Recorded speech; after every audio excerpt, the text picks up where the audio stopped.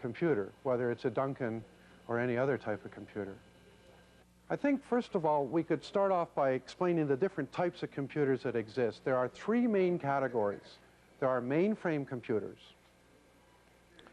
And these are the computers that the Royal Bank of Canada or that Air Canada would have in place.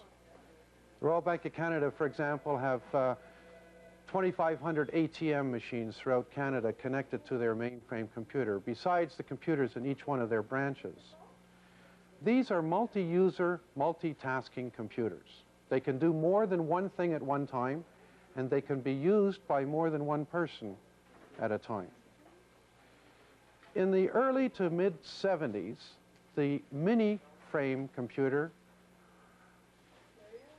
or mini-computer was developed, and the prime company in the development of the mini-computer was a company called Digital. Still a multi-user, multitasking computer. It can be used by more than one user at a time and can be used to do more than one task at a time. Around the year 1975, 76, 77, individuals throughout North America, some very bright people, almost semi-hippie type individuals, started working in their basements and in their garages, and they took these chips that were shrinking down in size all the time, becoming more and more powerful, and the ability to do computing, and they decided that they would develop the microcomputer. The microcomputer, they conceived it to be a single-user, single-tasking system. In other words, only one person would be able to use it at any one time, and it would only do one thing at one time. So today, when we talk about an IBM-compatible computer, we talk about a standard that was set by IBM in 1981, 1982, when they first came out with their very first computers. What is the meaning of XT and AT and PC? Well, PC is easy, personal computer. XT and AT, I don't think anyone has ever found out why. If they have, they haven't told any of us. And it's just a name that we would give to a machine similar to giving a car a name, like a Taurus for a Ford. Well, getting back to the history of the Duncans, and of course we're looking at this whole situation, say, now what kind of computer should we be selling? Why shouldn't we sell an IBM computer? Which we could do if we wanted to. If you recall how I told you we started our business, we first of all went ahead and started a disk business. And we were used to buying things and putting our name on it or associating our name with it.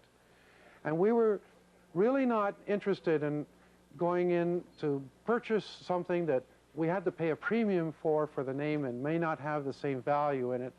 We wanted to build our business on products that had value, not just price. Well, I searched the entire market for the right computer to sell. I looked at Samsung's, I looked at Packard Bell, I looked at Hewitt Rand, and I mean, I could go on and on and on and name all kinds of computers. Today, in fact, there are about 2,500 computer manufacturers that are servicing the North American continent. I decided to work on Packard Bell computers because I felt that they had the best price-value relationship. And I went ahead and bought some and started selling them, and they were working fine, and everything was going really well. And I thought I was really on to something.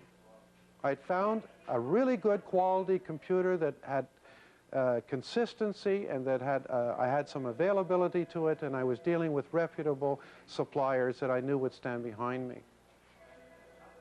Well, one day I had a Packard Bell machine up on the bench, and I had a technician visiting our premises. At that time, it was in the basement of our home that we were doing all of our business.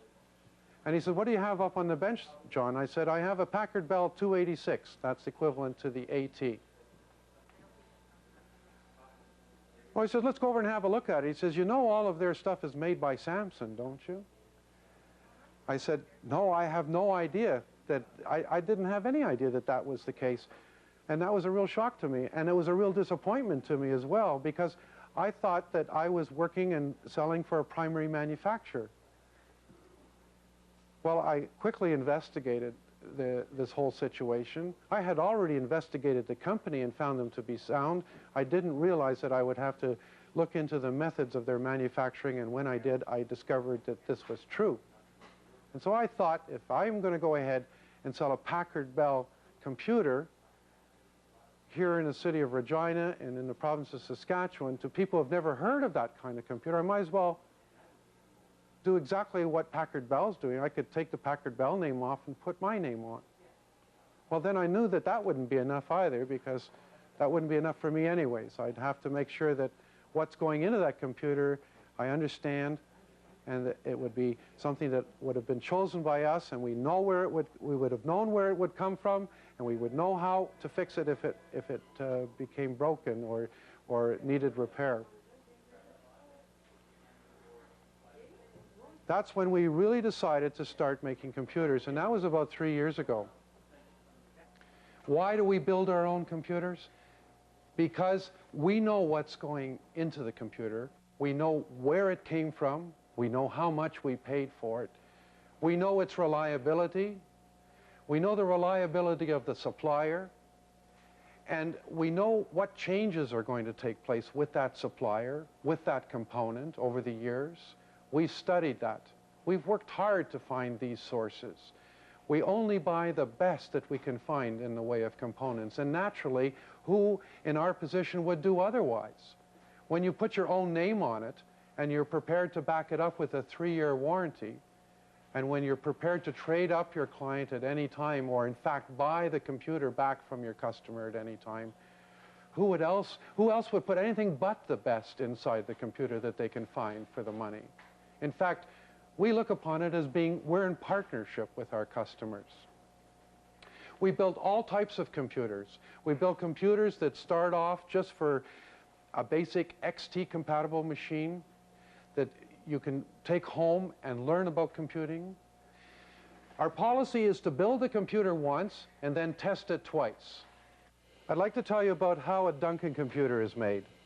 What we've done is taken this computer and tilted it up so you can see right inside. And we have an example here of a standard keyboard, which is easy to understand, a monitor, which is easy to understand. And I'd like to spend the time we have talking about what's actually going on inside the case and how we put it together. Inside the computer, there's one very, very important board. It's called the motherboard. And that's the board that contains your microprocessor, the little chip, the 8088, 286, or 386 chip. That board has on it also one other very important part or area, and that's called the memory. You know, when we talk about memory, it's very confusing, because in the computer world, the understanding of the word memory is quite different than in our understanding in everyday speech. I remember when the Rough Riders won the Grey Cup 2 years ago. See, that came instantly into memory. See, but that really isn't memory. That's actually storage. That's something I had stored in the back of my mind, and you might have had it stored in the back of your mind as well. And when I mentioned it, you took it out of storage and you brought it into memory. Well, actually, you probably didn't take it out of storage and bring it into memory. You took a copy of it out of storage and brought it into memory, because it's still back in storage. You didn't forget it just because you thought of bringing it into your conscious mind. A computer works very much the same way. The memory is on the motherboard, and the storage part is on the floppy disk. Here is a floppy disk, and it's come right out of the floppy disk drive. And it's easy to understand how this type of a device can hold and store information, programs, and data. This is an excellent way of holding information, but there's even a better way, and that's called a hard drive.